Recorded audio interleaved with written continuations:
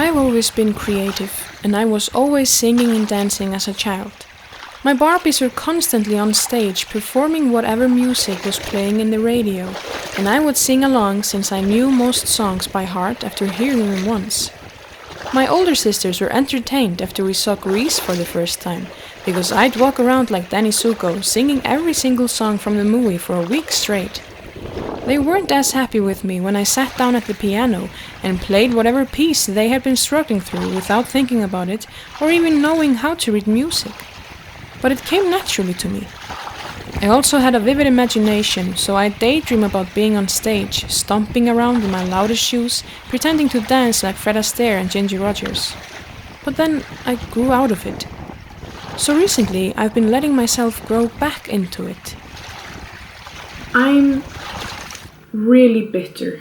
I look around me and I see people who are making music and performing and doing things that I want to be doing, but I'm just not. I'm going to fix it. When I applied to the NAIP program in 2018, I wanted to make some sort of a performance kit that I could have handy for all sorts of occasions. The plan was to be able to explore many different types of performances and methods, so I would be a diverse and, most importantly, independent artist.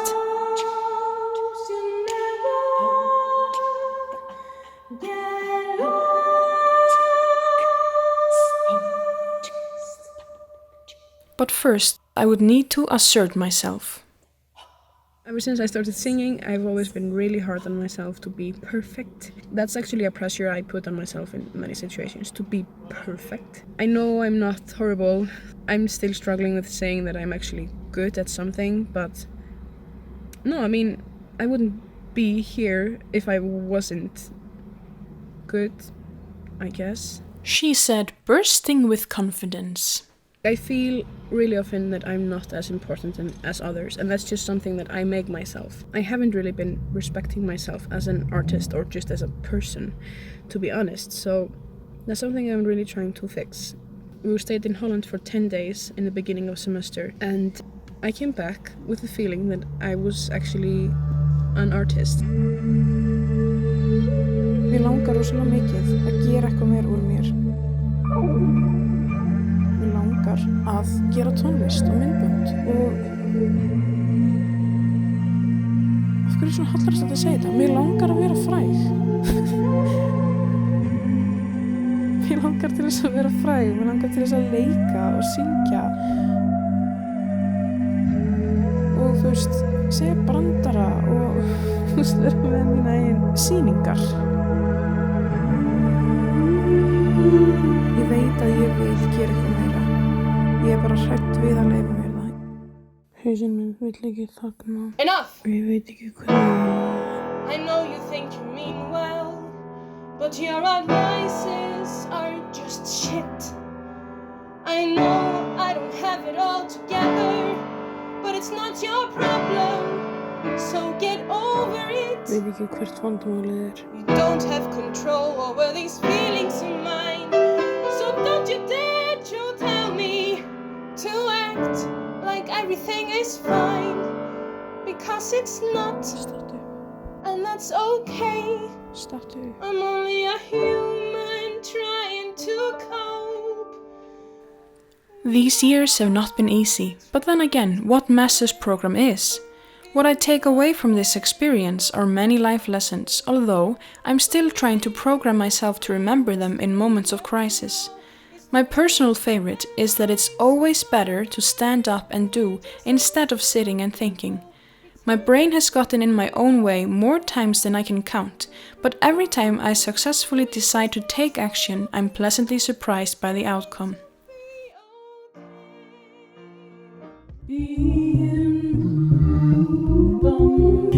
This is the song that my dad used to sing to me when I was a kid. I knew it was so fucking creepy.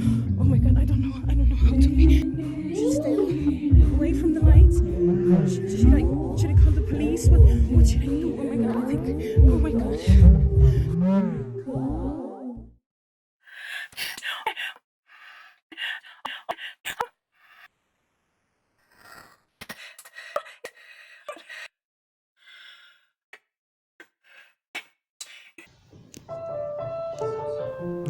Through these past 2 years, I've gone beyond my comfort zone a lot, and I've discovered that artistic borders can be subjective. I have some background in fine arts and fashion design, but music has been my focus for many years. I used to draw lines between all my different artistic practices, but now I've experienced myself in sort of an artistic fluidity. I feel like I can be equally creative in practices I've studied and in fields I'm less familiar with, and I'm trying to make the transition between the fields smoother, aiming for the possibilities that I, as an artistic explorer, can do anything. Even be a clown. 18 clowns performed the story of Antigone after 3 weeks of collaborative music making and clownery training.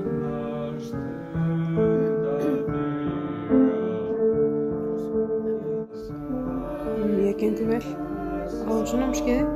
Þetta eitthvað sem ég geti hugsað mér að vinna við. Ekki endilega að setja upp trúðasýningar, en að setja upp sýningar í samstarfi við leikara og sviðslistafólk.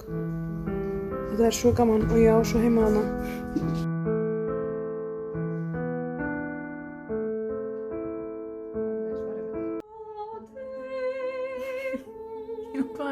Ég get góðum stað. Það svo skrítið að segja þetta. Svo skrítið að vera bara eitthvað gett stolt af mér sem bara búið að vera að gerast aftur eftir þessa dagana. Ég bara stolt af sjálfur mér og það tilfinning sem ég kann ekki á. Ég bara eitthvað...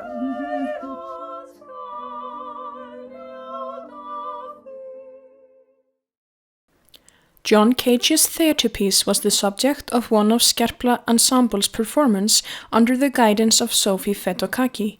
To prepare, we each had to write the following: 30 action words, 4 questions for each word, and 1 to 20 answers to each question.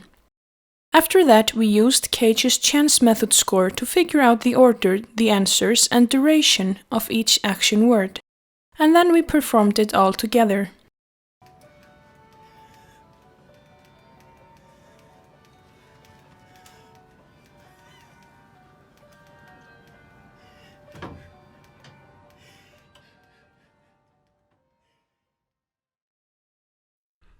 Góðan daginn, kæru hlustendur. When I started to form the idea of my final NAIP project, I really didn't know exactly what I wanted to do, just that I wanted to explore more with collaborative music making and chance method, since I had recently been inspired by both things. After a lot of speculation and going back and forth, I had finally made some sort of a sales pitch for my final project. Hugmyndin að gera podcast söngleik þar sem að við þrjú yrðum svona kjarnhlutverk sem yrðum í öllum eða flestum þáttunum allavega og yrðum svona þráðurinn sem bindur alla þættina saman. En í hverjum þætti fáum við nýja gesti sem eru tónlistafólk eða áhugamenn tónlist sem koma inn sem nýr karakterar og sem að myndu gera tónlist fyrir þann þátt í kollaboratífri vinnu með mér. Þetta bara orðið eitthvað svo raunverulegt og þetta svona mikið eitthvað svona, þetta orðið mér svona hjartansmál og ég bara svo spennt að byrja. Planið að þetta verði opinbert þannig að hver sem geti hlustað og að fólk vilji hlusta og vilji meira og svo bara verður þetta bara eitthvað þing og bara allir kátir og glaðir og spenntir fyrir hvað gerist næst í ævintýrum.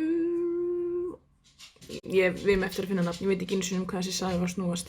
Ég veit bara að hún verður líklega annarkvort eitthvað svona millivíddarferðalög eða geimferðalög eða tímaferðalög af því að okkur langar að þetta sé svolítið svona anything can happen. Þú veist, þannig að bara eitthvað, hey, þessir gestir, þeir hafa sérstaklega áhuga á miðaldatónlist. Ok, förum þá bara aftur til miðalda og fatti þið.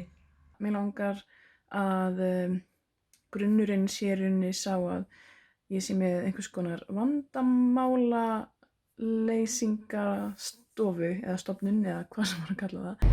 Ég var að koma að fundi með Helga og Tómasi og við erum bara að fara að hittast á sunnudaginn til að prófa að taka jam session saman. En bara það einhvern veginn að við sem fara að hittast og bara pröfa og bara prófa aðeins og sjá hvað gerist.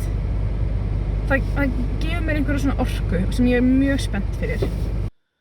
Í dag var jam session hjá mér, Tómasi, Helga, Rakel og Ragnari sem gekk mjög vel. Það var ótrúlega gaman og ég gerðum ótrúlega mikið af fyndnuefni. En við erum held ég öll á þeim stað, við vitum ekki alveg hvað við erum að gera eða hvernig við erum að gera það. Ég er líka ennþá ótrúlega óviss nákvæmlega hversu mikið skrifaðir þessi þættir eiga að vera eða hvort þeir eiga að vera spunnir. En við vorum eitthvað að tala nöfn í gær og við vorum að tala vandamálaráðuneytið og vera vandamálaráðherrar sem ég finnst í rauninni mjög skemmtilegt og fyndið tvist. En ég held að ég þurfa að hlusta á allt efnið sem við tókum í dag og gera einhvers konar beinagrind þannig að næstu við hittum svo getum við tekið upp í rauninni bara tilbúin þátt. Hvar á ég að byrja? Þarna, já. Á þessum fundum Við vorum að taka upp fyrstu þáttin í morgun. Ég reyndi að hlæja ekki of mikið upp hátt á meðan við vorum að taka upp. En mér fannst þetta ótrúlega fyndið. Mér fannst þetta líka köflum pínu vandræðalegt. Stundum var ég bara eitthvað, hvað var ég að skrifa? Og þetta er langt frá því að vera fullkomin. En þetta er þáttur og það meikar að mestu leyti sens. Stemmarinn lélegur. Stemmarinn lélegur. Stemmarinn lélegur. In this first episode, Listjón visits the Ministry of Problems because he just moved to a new apartment building and the mood is lousy between all his neighbors. The secretary welcomes him and soon calls on Kolgrima the problem solver to come and advise him. The minister is never too far away and tries his best to be helpful, while the narrator barely follows along the story since he probably has ADHD and spares no chance in breaking the fourth wall and disturbing the people of the ministry. Já, þessi krakkar eru svo mikil snillingar og það voru svo geggja gaman að vinna með þeim og ég mun vinna með flestum af þeim aftur. Þannig að ég er mjög þakklátt. Þetta er bara búið að ganga fárlega vel.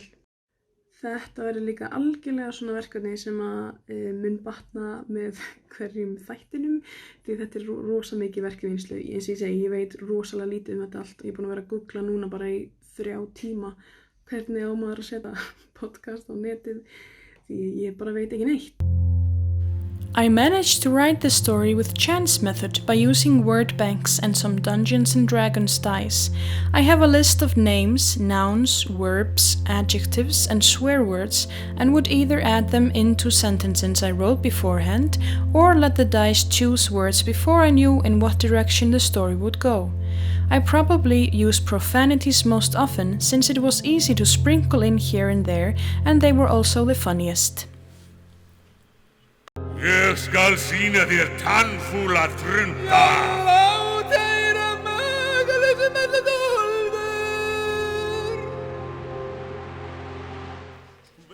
In episode 2, Kolgrima gets a visit from 2 of her friends, Bergþrúður and Kjálfur, who are having boy troubles, but not like you'd expect. Lately, every single guy they meet fall head over heels for them, so much so that it's become a problem.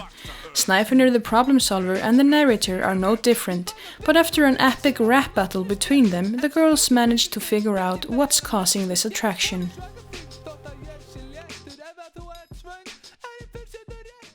Mikið gott að heyra eitthvað þínu hratt fram.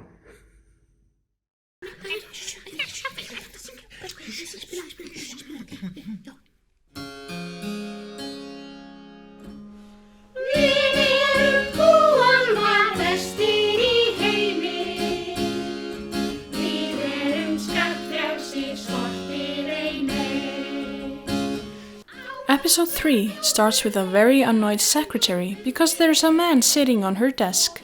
When Kolgrima and the minister go to investigate, they discover Skirfinnur the politician, who can't remember a thing.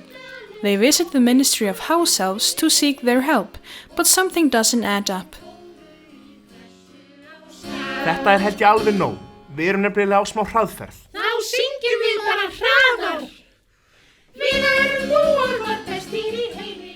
The episode ends on a cliffhanger and the mystery of Skirfinnur's memory remains unsolved until further notice.